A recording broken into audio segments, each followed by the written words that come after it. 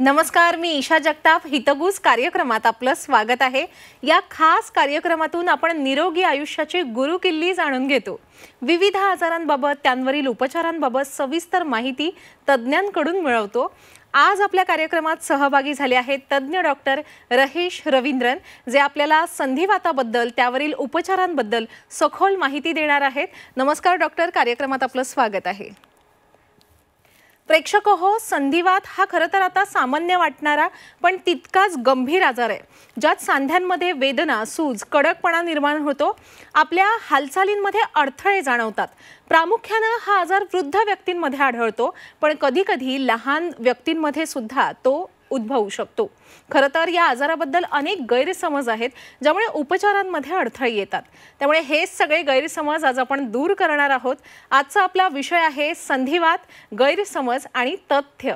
ज्याबाबत माहिती देण्यासाठी उपस्थित असलेले डॉक्टर रहेश रवींद्रन हे कन्सल्टंट र्युमॅटॉलॉजिस्ट आहेत. त्यांनी MBBS, DNB, PDF, FACR अशा वैद्यकीय क्षेत्रातील अनेक उच्च पदवी संपादित केलेल्या आहेत. त्यांनी अनेक रुग्णांवर यशस्वी उपचार करून त्यांची सांधेदुखी आणि संधिवात पूर्णपणे बरा केलेला आहे. त्यांचा ठाण्यात अल्फा स्पेशालिटी क्लिनिक आहे. तसंच ते ठाण्याच्या ज्युपिटर हॉस्पिटल, बेथनी हॉस्पिटल आणि पवईच्या LH हिरानंदानी हॉस्पिटलमध्ये सुद्धा रुग्णसेवा देतात. डॉक्टर, खरं तर संधिवात हा केवळ वृद्धापकाळात होणारा आजार आहे असा एक गैरसमज आहे, पण आता तो तरुणांमध्ये सुद्धा उद्भवतो. तरुणांमध्ये काय लक्षणं जाणवतात? आता एक कॉमन गैरसमज आहे की संधिवात हा फक्त वृद्ध लोकांमध्ये होतो. पण आम्ही जे डील करतो, जे इन्फ्लेमेटरी आर्थरायटिस असं म्हणतात, ते यंग लोकांमध्ये पण होऊ शकतो, कमी वयात पण होऊ शकतो. म्हणजे 6 वर्षापासून 60 वयापर्यंत कुणालाही हा पर्टिक्युलर आर्थरायटिस किंवा सांधिवात होऊ शकतो. आता आपण कॅटेगराईज करतो, म्हणजे 2 प्रकारचे संधिवात असतात. जे ऑस्टिओ आर्थरायटिस म्हणतात, जे वृद्ध लोकांमध्ये होतो. म्हणजे वयस्कर लोकांमध्ये ते हाडांची झीज त्याच्यामुळे होणारे जॉईंट सांधे दुखणं, त्याला आपण ऑस्टिओ आर्थरायटिस म्हणतो. दुसरा एक प्रकारचा सांधिवात असतो जो इन्फ्लेमेटरी आर्थरायटिस असं म्हणतो. हा इन्फ्लेमेटरी आर्थरायटिस बेसिकली कुठल्याही वयात होऊ शकतो. आणि हा इन्फ्लेमेटरी आर्थरायटिसचा जो कॉमन कॉज आहे, जे ऑटो इम्युन डिझीज किंवा इम्युनिटी रिलेटेड आजार, त्याच्यामुळे होणारा सांध्यांचा डॅमेज, त्याला आपण इन्फ्लेमेटरी आर्थरायटिस असं म्हणतो. ऑटो इम्युन डिझीज म्हणजे इम्युनिटी रिलेटेड आजार. इम्युनिटीमध्ये आपला इम्युनिटी आपल्याला प्रोटेक्ट करतो, आपल्याला संरक्षण देतो. म्हणजे जसं भारताची आर्मी आहे, त्यांचं काम असतो की आपल्याला प्रोटेक्ट करणं. आता काही लोकांमध्ये काही कारणामुळे हा पर्टिक्युलर आर्मी, जो इम्युनिटीचा आपला जो एक सिस्टम आहे, त्याच्यामध्ये काही सेल्स आपल्या विरुद्ध काम करतात. म्हणजे भारताची सेनाची एक तुकडी जर भारताच्या लोकांवर अटॅक करायला सुरू झालं, दॅट इज द प्रॉब्लेम. तोच आपला हा आजाराचा मूळ कारण असतो. आता इम्युनिटीचे काही सेल्स आपल्या जॉईंट्सला, आपल्या ऑर्गन्सला सेल्फ आणि नॉन सेल्फचा जो एक डिफरन्सिएशन असतो, म्हणजे हा आपला माणूस आहे, हा बाहेरचा आहे, तो डिफरन्सिएशन लॉस होतो आणि आपलीच इम्युनिटीचे सेल्स आपल्या सांध्यांना डॅमेज करतो. म्हणून हा आजार कुठेही, कुणालाही, कुठल्याही वयात होऊ शकतो. याचे कारणं भरपूर असतात. एक्झॅक्ट रिझन हा इन्फ्लेमेटरी आर्थरायटिस किंवा ऑटोइम्युन डिझीजचा कोणालाही आता एक्झॅक्ट रिझन्स माहीत नाही आहे. जेनेटिक्स इन्वॉल्ड आहे, एन्व्हायरमेंट इन्वॉल्ड आहे, एन्व्हायरमेंटमध्ये इन्फेक्शन्स इन्वॉल्ड आहेत, हॉर्मोन्स इन्वॉल्ड आहेत, लाईफस्टाईल इन्वॉल्ड आहेत, स्ट्रेस इन्वॉल्ड आहेत. There are so many things. म्हणजे हा असल्या भरपूर कारणामुळे हा ऑटोइम्युन डिझीज होतो. आणि हा ऑटोइम्युन डिझीजमध्ये सांधिवात किंवा सांध्यांचा डॅमेज असं होणं खूप कॉमन आहे. आता अजून मी थोडासा एलॅबरेट करतो की हा जो ऑटोइम्युन डिझीजमध्ये लोकांना वाटतं की फक्त सांधेच इफेक्ट होतात, असं नसतात. सांधे इफेक्ट होतात, पण त्याच्याबरोबर काही आजारामध्ये इंटरनल ऑर्गन्स किंवा आपले व्हायटल ऑर्गन्स, म्हणजे लंग्स असू द्या, किडनी असू द्या, नसं असू द्या, लिव्हर असू द्या, असल्या ऑर्गन्सला सुद्धा डॅमेज होण्याची शक्यता असते. पण आपल्याला बेसिक जे नॉलेज असतं की सांधिवात म्हणजे सांध्यांचा फक्त आजार असं नसून कधीकधी इंटरनल ऑर्गन्सला सुद्धा डॅमेज होऊ शकतो. आता ऑटोइम्युनिटी आणि ऑर्थोपेडिकमध्ये, ऑस्टिओआर्थरायटिसमध्ये परत एक कन्फ्युजन असतो की बाबा ऑर्थोपेडिक पण हाडांचे डॉक्टर असतात, सांधे दुखलं तर आपण ऑर्थोपेडिककडे जाऊ. तर हा एक कॉमन मिसकन्सेप्शन आहे. Orthopaedic doctors generally deal with osteoarthritis and other bone related damage. म्हणजे समजा तुम्हाला ॲक्सिडेंट झाला किंवा दुसरा कुठला हाडांचा डॅमेज आहे किंवा झीजमुळे हाडं वीक झालेत किंवा त्याचे कार्टिलेज डॅमेज झाले, शस्त्रक्रिया, basically orthopaedic surgeons are dominantly dealing with surgical cases. आम्ही सर्जिकल केस करत नाही, आम्ही ऑपरेशन्स करत नाही. म्हणून रुमेटॉलॉजिस्ट हा जो ब्रांच आहे, रुमेटॉलॉजी जो ब्रांच आहे तो मेडिकल रिलेटेड ब्रांच आहे. MD मेडिसिन नंतर आम्ही अजून खूप वर्ष असल्या स्पेशालिटी केसेसमध्ये आपण स्टडी करतो आणि सर्जिकल नसून ओन्ली मेडिकल पद्धतीने आपण असल्या आजारावर ट्रीट करण्याचा प्रयत्न करतो. So orthopaedic doctors generally are surgical teams who deal with bone disease आणि रुमेटॉलॉजिस्ट आपण नॉन सर्जिकल आणि इन्फ्लेमेटरी डिजीज किंवा ऑटो इम्युन डिजीजवर आपण उपचार करतो. अच्छा, आपण सांगितलं की शरीरातले अनेक अवयव पोखरणारा असा हा संधिवात आजार आहे. खरं तर संधिवाताचे अनेक प्रकार आहेत. या प्रकारांबद्दल थोडं सविस्तरपणे सांगा डॉक्टर. ठीक आहे.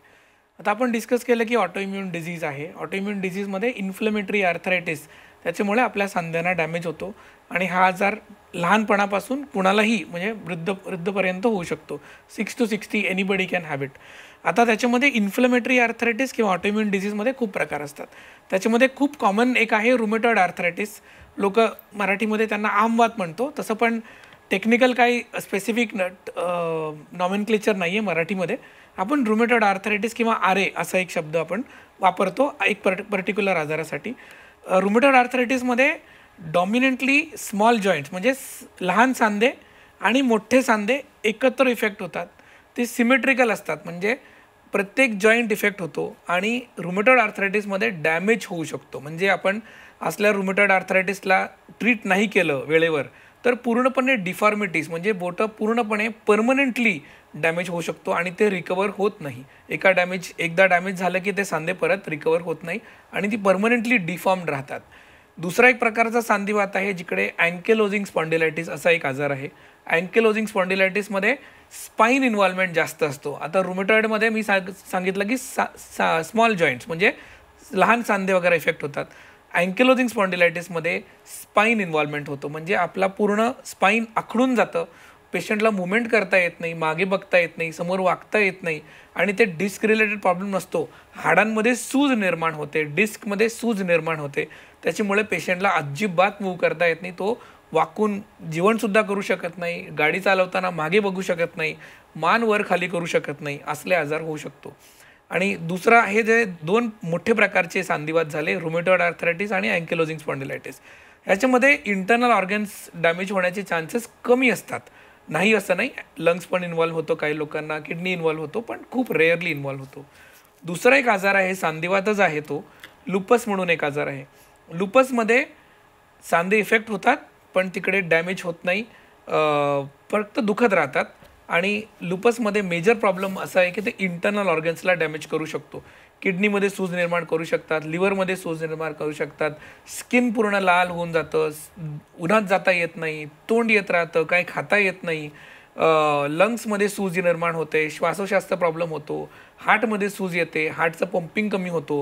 म्हणजे हा खूप ॲग्रेसिव्ह डिजीज आहे आणि जिकडे जीवाचा सुद्धा धोका असू शकतो. म्हणजे हा संधिवात असून it's a life threatening disease.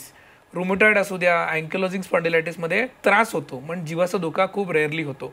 पण लुपस किंवा तसले भरपूर प्रकारचे आजार आहेत जिकडे लाईफ थ्रेटनिंग डिजीज होऊ शकतो आणि त्याच्यावर अर्ली डायग्नोसिस आणि अर्ली ट्रीटमेंट म्हणजे लवकरात लवकर डायग्नोज करणं, लवकरात लवकर तज्ञ डॉक्टरांकडे रेफरल होणं हे गरजेचं असतं. किंवा if you miss the boat the treatment is very difficult आणि कधी यू लूज द पेशंट जर वेळेवर पेशंट आमच्याकडे आलं नाही तर. दुसरे भरपूर अजून प्रकारचे वात असतात जिकडे खूप सिव्हिअर इन्व्हॉल्वमेंट होतो. स्क्लेरोडर्मा म्हणून एक आजार आहे, तिकडे skin it will becomes like a wood म्हणजे स्किनला आपल्याला काही फ्लेक्सिबिलिटी राहत नाही, पेशंटला बोटंसुद्धा फ्लेक्स करता येत नाही किंवा मोडता येत नाही. स्किन एवढं टाईट होऊन जातो, पेशंट हसू शकत नाही, जेवायला तोंड उघडू शकत नाही, लंग्समध्ये सूज एवढी निर्माण होते की त्याला नॉर्मल बोलता येत नाही किंवा चालता येत नाही. आणि at the end of the disease patient is oxygen dependent आणि कंटिन्युअस म्हणजे 24 तास ऑक्सिजन घेऊन बसावा लागतो, चालावा लागतो आणि तो पूर्णपणे इनॅक्टिव्ह होऊन जातो, त्याला काही करता येत नाही. असले भरपूर प्रकारचे वात असतात जिकडे सांधे इन्व्हॉल्वमेंट असतात पण इंटरनल ऑर्गन किंवा लाईफ थ्रेटनिंग ऑर्गन इन्व्हॉल्वमेंट होऊ शकतो. आणि काही सांधिवात असतात जिकडे सांध्यांपर्यंत राहतो, पण लाईफ थ्रेटनिंग डिझीज होत नाही. म्हणून संधिवात हा पूर्ण जो टॉपिक आहे, it's a extremely complex, extremely wide topic आहे. म्हणून ते समजून घेणं आणि त्याच्यावर लवकरात लवकर उपचार करणं आणि त्याच्यावर पेशंटला माहीत होणं की कुठल्या डॉक्टरांकडे जायचं आहे. फॉर एक्झाम्पल, आता ब्रेनचा प्रॉब्लेम असेल तर न्यूरोलॉजिस्ट, हार्टचा प्रॉब्लेम असेल तर कार्डिओलॉजिस्ट, स्किनचा प्रॉब्लेम असेल तर डर्मेटॉलॉजिस्ट.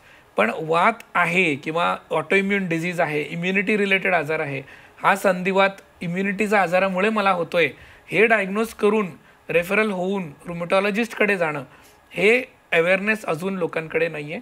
म्हणून रुमेटॉलॉजिस्ट हा रुमेटॉलॉजी हा ब्रांच हा खूप काय म्हणतात प्रचलित नाही आहे. लोकांना एवढं डिटेल माहिती नाही आहे. माझ्या घरातसुद्धा लोक विचारतात की तू काय करतो.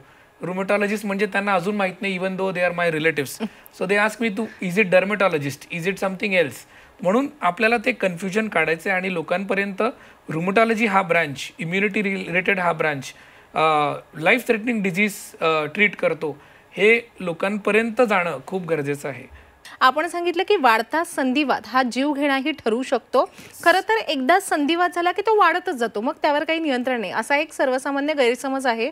पण योग्य वेळी त्याचं निदान झाल्यास त्यावर नियंत्रण मिळवणं शक्य आहे, असंही आपण म्हणालात. याबद्दल आपण सविस्तरपणे काय सांगाल डॉक्टर? एकतर डायग्नोसिस होणं खूप अवघड असतं.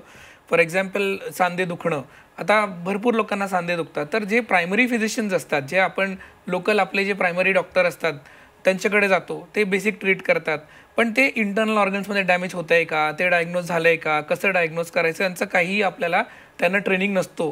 म्हणून जोपर्यंत पेशंट आपल्याकडे रेफर होतो, म्हणजे रुमेटॉलॉजिस्टकडे रेफर होतो, भरपूर वेळा इट इज डिलेड, म्हणजे तोपर्यंत ऑर्गन इन्व्हॉल्वमेंट झालेलं असतो. म्हणून आपल्याला जेवढं अवेअरनेस असेल तेवढं पेशंटला कळालं पाहिजे की हा तज्ञ डॉक्टरांकडे गेल्यावर मला लवकरात लवकर डायग्नोज होईल. आणि इन्व्हॉल्वमेंट म्हणजे इंटरनल ऑर्गन इन्व्हॉल्वमेंट होतोय का, त्याच्यावर टेस्ट उपचार करता येईल का, ते आपल्या रुमेटॉलॉजिस्टशी डिस्कस करता येईल. आता फॉर एक्झाम्पल, लुपस जो आजार आहे, पेशंटचा इनिशियल कंप्लेंट असतो सांधे दुखणं, दुसरं काय नसतो. विचारल्यावर सांगतात सर कधी कधी स्किनवर रॅशेस येतो, पण काय मला वाटलं एलर्जी आहे. म्हणजे पेशंटला काही माहीत नसतं. आपण जेव्हा हिस्ट्री घेतो तर आपल्याला कळतं की त्याला स्किनचा इन्व्हॉल्वमेंट आहे, जॉईंट इन्व्हॉल्वमेंट आहे, आणि आपण त्यानुसार आपल्याला जे पॅटर्न ऑफ इन्व्हॉल्वमेंट आहे डिझीजचा, त्यानुसार आपण टेस्ट पाठवतो. आणि टेस्ट पाठवल्यावर आपल्याला कळतं की किडनी इन्व्हॉल्वमेंट आहे का, किंवा ॲटलिस्ट सुरुवात तरी झाली आहे का, लंग इन्व्हॉल्वमेंट आहे का. असले व्हायटल ऑर्गन्सला डॅमेज व्हायच्या आधी डायग्नोज होणं की बाबा होतोय किंवा होऊ शकतं, आणि त्याच्यावर त्वरित उपचार करणं किंवा त्याचे अनुसार ट्रीटमेंट स्टार्ट करणं, ते खूप खूप महत्त्वाचं आहे. कारण जेवढं लेट होतो, म्हणजे डायग्नोसिस व्हायला किंवा ट्रीट व्हायला, तेवढं ऑर्गन डॅमेज होऊ शकतो. आणि जसं मी सांगितलं, काही ऑर्गन्सला डॅमेज झाल्यावर काही रिकव्हरी नसतं, ते परमनंट होऊन जातं. मी पेशंटला समजावण्यासाठी असं सांगतो की राख को लकडी नहीं कर सकते आप जलने से रोक सकते हो. म्हणजे एकदा डॅमेज झाल्यावर त्याला परत रिकव्हरी करता येत नाही. आमचं काम असतो की ते डॅमेज होऊ नये आणि त्याच्यावर लवकरात लवकर उपचार करणं आणि ॲग्रेसिव्ह ट्रीटमेंट म्हणजे व्यवस्थित ट्रीटमेंट करणं, ते इम्पॉर्टंट आहे. आता त्यांनी विचारलं की एकदा सांधिवात झाला की तो वाढतच जातो.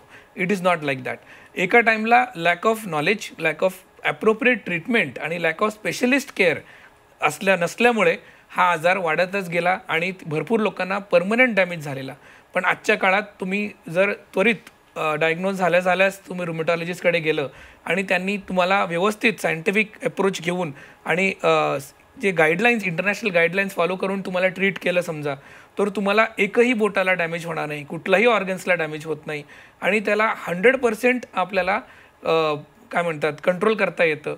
We may not be able to cure the disease, पण आपल्याला व्यवस्थित कंट्रोल करता येतं आणि patient can lead a normal life and complete life. So that is very very important. म्हणजे लवकरात लवकर डायग्नोज होणं हेच ॲब्सोल्यूट इम्पॉर्टंट मेसेज आहे. आणि रुमेटॉलॉजिस्टकडे जाऊन त्वरित त्याच्यावर स्पेसिफिक ट्रीटमेंट करणं. सो हा संधिवात असं वाढणार नाही आणि पूर्णपणे कंट्रोल करता येतं आणि पेशंटला नॉर्मल लाईफ जगता येतं. बऱ्याच जण डॉक्टर असं होतं की सांधे दुखले म्हणजे मला संधिवात झाला असं एक लोकांना वाटतं, पण खरं तर सांधेदुखी म्हणजे सांध्यांच्या कोणत्याही तक्रारी आणि संधिवात यात फरक आहे. या फरकाबद्दल काय सांगाल आपण? तर आता भरपूर प्रेक्षकांना डाऊट असेल की सांधे दुखले की कोणाकडे जायचं, आता रुमेटॉलॉजिस्टकडे जायचं की ऑर्थोपेडिककडे जायचं.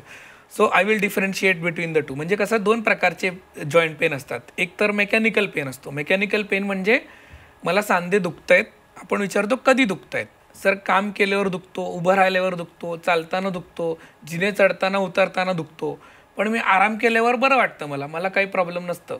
परत उठलं, चाललं, फिरलं, जिने चढलं, किचनमध्ये कंटिन्यू काम केलं तर परत कंबर दुखते, सांधे दुखतात, गुडघे दुखतात. ह्याला आपण मेकॅनिकल पेन असतो. म्हणजे वर्स विथ ॲक्टिव्हिटी आणि इम्प्रूव्ह विथ रेस्ट. म्हणजे काम केल्यावर वाढतो, आराम केल्यावर कमी होतो. सकाळी उठताना दुखत नाही मला, म्हणजे रात्रभर झोपलं तर मी सकाळी फ्रेश उठतो, पण परत कामाला लागलो, किचनमध्ये काम केलं, ट्रॅव्हल केलं, ट्रेनमध्ये गेलं तर सांधे दुखायला सुरू होतं. ह्याला मेकॅनिकल पेन म्हणतात. Mechanical pain generally autoimmune disease किंवा इन्फ्लेमेटरी डिझीज जे आम्ही रुमॅटॉलॉजिस्ट ट्रीट करतो त्या कॅटेगरीमध्ये येत नाही. आमच्या आजारामध्ये इम्पॉर्टंट हिस्ट्री असतं की सकाळी उठल्यावर सांधे दुखणं, अर्ली मॉर्निंग पेन आणि स्टिफनेस. सकाळी उठल्यावर बोटं जाम होऊन जातात, मूठ करता येत नाही, सकाळी उठल्यावर मला ब्रश करता येत नाही, किचनमध्ये काम करता येत नाही. नंतर हळूहळू मी ॲक्टिव्ह राहिलो, म्हणजे मी काम करत गेलो तर हळूहळू माझं शरीर रिलॅक्स व्हायला सुरू होतो. म्हणजे 1.5-2 तासानंतर मला असं वाटतं की माझे सांधे रिलॅक्स झाले, पण सकाळी मला उठताच येत नाही, खूप त्रास होतो आणि मी कसं तरी I have to pull myself out of the bed आणि मला किचनमध्ये जाऊन काम करायला खूप त्रास होतो अर्ली मॉर्निंग. पण दुपारनंतर ऊन निघाल्यानंतर थोडा मला रिलॅक्स वाटतो. मी कामं आवरून मी दुपारी झोपते 2-3 समजा तासभर झोपल्यानंतर परत उठताना परत तेच प्रॉब्लेम होतो.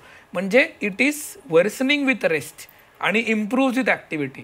मी आराम घेतलं तर माझे सांधे दुखतात, कडक होतात, पण मी मुवमेंटमध्ये राहिलो पण मला काही प्रॉब्लेम नाही. म्हणजे ऑपोजिट, म्हणजे worsening with rest and improve with activity. आपण रात्रभर झोपलोय तरी पण उठताना खूप दुखतो मला. That is a very major history that we ask for. म्हणजे तो हिस्ट्री आमच्यासाठी खूप इम्पॉर्टंट आहे. आम्ही नेहमी पेशंटला विचारतो सकाळी उठल्यावर कसं वाटतो. सर सकाळी उठताच येत नाही सर, मला काहीच करता येत नाही. नंतर दुपारनंतर मला बरं वाटतंय, पण दुपारी परत झोपले, 1 तासभर झोपले की परत माझा त्रास चालू होतो आणि नंतर काहीच प्रॉब्लेम नाही. सगळं घरचं काम आवरून रात्री झोपले की परत सेम प्रॉब्लेम. म्हणजे worsening with rest and improve with activity is inflammatory disease. म्हणजे त्यानुसार आपण डॉक्टर्स डिसाईड करतात की हा पेशंट ऑर्थोपेडिक केस आहे की रुमॅटॉलॉजी केस आहे, आणि त्या जॉईंट इन्व्हॉल्वमेंट अनुसार आपण अजून क्वेश्चन विचारतो की म्हणजे स्किन इन्व्हॉल्वमेंट असू द्या, बाकीचे जे ऑर्गन इन्व्हॉल्वमेंटचे काही हिस्ट्री असतात जे रुमॅटॉलॉजिस्ट तुम्हाला केस टू केस बेसिस तुम्हाला विचारणार आणि त्यानुसार तो डायग्नोज करणार आणि त्यानुसार पुढे जाणं. म्हणून मेकॅनिकल जॉईंट पेन वेगळा असतो आणि इन्फ्लेमेटरी जॉईंट पेन वेगळा असतो. काही जणांबाबत तर असं होतं की व्यायाम केलं की सांधे दुखायला लागतात, मग संधिवात जाणवतो, मग ते काय करतात, व्यायाम करणंच थांबवतात. पण खरं तर संधिवात बरा करण्यासाठी व्यायामाची भूमिका ही अतिशय महत्त्वाची आहे. व्यायाम करावा की करू नये, आपण काय सल्ला द्याल? सो हा एक मेजर चॅलेंज आहे आपल्या इंडियन पेशंट्सला कन्व्हिन्स करणं की व्यायाम गरजेचा आहे, फक्त औषधाने होत नाही. आता फॉर एक्झाम्पल, आता मी जिमला गेलो, समजा खूप दिवसानंतर गेलो तर मला सांधे दुखतील, माझे मसल्स पेन होतील, मला उठता बसताना त्रास होणार, ते स्वाभाविक आहे. आणि पण ते दुखलं म्हणून जिमला न जाणं योग्य नाही आहे. फॉर एक्झाम्पल मी जिमला गेलो, 2-3 आठवडे मी सलग गेलो, 3ऱ्या आठवड्यात मला नंतर दुखत नाही. So that is very very important to be persistent with your activity or exercise. आता सांधिवातामध्ये कुठलाही सांध्यांचा आजार विदाऊट एक्सरसाइज ट्रीट करू शकत नाही. आता कुठलाही मोठा रुमॅटॉलॉजिस्ट असू द्या, तो तुम्हाला व्यवस्थित ट्रीट करतोय, सर्वात बेस्ट ट्रीटमेंट देतोय, पण तुम्ही एक्सरसाइज करत नसाल तर त्याला ऑप्टिमम रिझल्ट्स येत नाही. म्हणून भरपूर लोक म्हणतात की सर आपके दवा से आराम हो गया, मला खूप बरं वाटलं तुमच्या औषधाने, नंतर तुम्ही मला फिजिओथेरपीला पाठवलं, त्याच्यानंतर मला त्रास वाढला म्हणून मी फिजिओथेरपीकडे जात नाही, मी फिजिओथेरपी सोडून दिलं आहे. ते चुकीचा कॉन्सेप्ट आहे. फिजिओथेरपी करताना किंवा कुठलाही एक्सरसाइज करताना सुरुवातीला जॉईंट पेन होतो, कारण मसल स्टिफ असतात, जॉईंट स्टिफ असतात. मग लूज होताना टाईटनेस तोडताना म्हणजे लूज करायला आपल्याला थोडासा त्रास होणारच, पण तुम्ही रेग्युलर बेसिसवर केलं तर तुम्हाला डेफिनेटली लॉंग टर्ममध्ये ॲव्हरेज 3 to 4 वीक्समध्ये तुमचे सांधे रिलॅक्स होतील. आणि काही लोक म्हणतात की सर वो फिजिओथेरापिस्ट ने बहुत ज़्यादा करवा दिया करके छोड़ दिया, म्हणजे खूप जास्त केलं म्हणून मला जमलं नाही. म्हणून आम्ही पेशंटला सांगतो की तुमच्या फिजिओथेरपिस्टला किंवा तुमचे जे ट्रेनर असतात, योगा टीचर असतात, त्यांना सांगायचं की तुमची कॅपॅसिटी किती आहे, तुम्हाला किती कम्फर्टेबल आहे, आणि त्यानुसार ते तुम्हाला एक्सरसाइजमध्ये मॉडिफिकेशन सांगतील. फॉर एक्झाम्पल तुमचं एक पर्टिक्युलर एक्सरसाइज तुम्हाला जमत नाही की केल्यावर त्रास होतो किंवा त्रास वाढतो, त्यानुसार तुम्हाला तुमच्या फिजिओथेरपिस्टला किंवा ट्रेनरला कम्युनिकेट केलं तर ते टोन डाऊन करतील एक्सरसाइजेस किंवा त्याच्याऐवजी दुसरे एक्सरसाइज देतील. पण एक्सरसाइज न करणं किंवा सोडणं हा योग्य अप्रोच नाही आहे. Treatment is complete with medicines and physiotherapy आणि त्याच्यावर न्यूट्रिशन पण येतो. I think we will discuss on that little later. पण मला वाटतं की औषधांबरोबर तुम्ही एक्सरसाइज करत राहिला आणि हळूहळू तुमचं एक्सरसाइज वाढवत गेला, तुम्ही तुमचं मसल स्ट्रेंथ वाढवलं, हाडांची ताकद वाढवलं एक्सरसाइज करून, मग त्याच्यामध्ये वेट ट्रेनिंग पण येतो. काय लोक म्हणतात सर मी फक्त योगा करते, पण फक्त योगा करून अर्थ नाही आहे. एस्पेशली आर्थरायटिसमध्ये तुम्हाला वेट ट्रेनिंग किंवा स्ट्रेंथ ट्रेनिंग म्हणजे थेराबँड्सने एक्सरसाइज करणं, थोडे हलके डंबल्स घेणं, हे करून हळूहळू मसल स्ट्रेंथ वाढवलं तर तुमचं औषधांवर जे डिपेंडन्सी असते ते हळूहळू कमी होत जाणार. तर जेवढा तुमचा एक्सरसाइज, तुमचा फिटनेस वाढणार, संधिवातामध्ये तुमचं औषधांची requirement over a period of time कमी होत जाणार. हे झालं व्यायामाचं. अनेक जण तर असे असतात डॉक्टर की औषधं घेतली आणि औषध घेऊन आता मला आराम आलेला आहे की औषधं स्वतःच सोडून देतात. पण हे खरं तर धोक्याचं आहे. अशा लोकांना आपण काय सल्ला द्याल? हे पण खूप इम्पॉर्टंट टॉपिक आहे. बेसिकली भरपूर लोकांना आपण जसं ट्रीटमेंट करतो सुरुवातीला, तर इनिशियल सिक्स वीक्स आपण थोडा ॲग्रेसिव्ह ट्रीटमेंट करतो, कारण इन्फ्लेमेशन असतं, सूज असते, पेशंटला कामावर जायचं असतं, घरचं काम करायचं असतं. So we treat them aggressively, so they feel very good आणि त्यांना खूप बरं वाटतं. त्यांना वाटतं की आता संधिवात गेला. आणि आपण जसं हळूहळू औषधं कमी करत जातो आणि पेशंट जनरली एक्सरसाइज करत नाही, कारण पेशंटला वाटतं की मी बरं झालो आहे, मला औषधांनाही बरं वाटलं, मग एक्सरसाइज कशाला करायचं. हळूहळू आपण औषध कमी करताना हा वाद परत हळूहळू वाढू शकतो. म्हणून एक्सरसाइज करणं खूप गरजेचं आहे. औषधांचा गॅप करणं ते योग्य नाही आहे. डायबिटीज, ब्लड प्रेशर, थायरॉईडमध्ये आपण जसं ट्रीट करतो, संधिवात किंवा ऑटो इम्युन डिझीजमध्ये पण तसंच ट्रीटमेंट करणं गरजेचं आहे.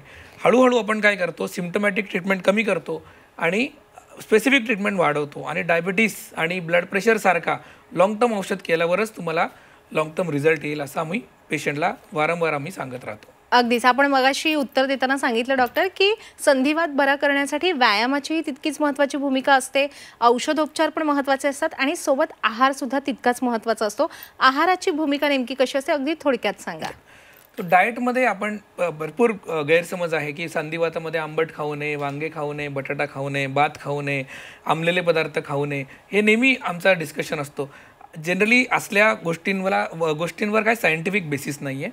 म्हणून आम्ही पेशंटला एवढंच सांगतो की न्यूट्रिशियस फूड म्हणजे कार्बोहायड्रेट्स कमी ठेवा आणि प्रोटीन्स वाढवा, कारण मसल्स आणि जॉईंटचा आजार आहे, तर प्रोटीन्स खाणं गरजेचं आहे. काही लोकांना नॉनव्हेज खाता येत नाही, तर व्हेजिटेरियन सोर्सेस ऑफ प्रोटीनवर फोकस करायचं. नॉनव्हेज खात असाल तर त्यानुसार प्रोटीन डाएट जास्त वाढवायचं. म्हणून कार्ब्स, शुगर्स कमी ठेवा आणि प्रोटीन डाएटवर जास्त फोकस करा. काही लोकांना ओमेगा 3 फॅटी ॲसिड म्हणजे फ्लॅक्सीड्स, वॉलनट्स किंवा फिश ऑइलमध्ये जे ओमेगा 3 फॅटी ॲसिड असतं ते एक नॅचरल अँटी इन्फ्लेमेटरी आहे, आपल्या सांध्यांसाठी, आपल्या आजारासाठी चांगला असतो. म्हणून डाएटमध्ये आम्ही नेहमी फोकस करतो की असल्या पथ्य फॉलो करायची गरज नसते.